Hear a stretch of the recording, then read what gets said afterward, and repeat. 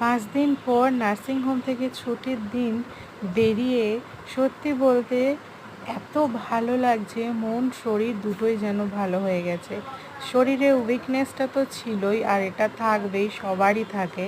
তবুও বাইরে যখন বেরিয়ে দেখি আমার বেবিকে নিয়ে এন্ট্রি এত সুন্দরভাবে হবে আমার বাড়িতে, তখন আমার মন শরীর দুটোই বিশ্বাস করো খুব ভালো হয়ে গিয়েছিল।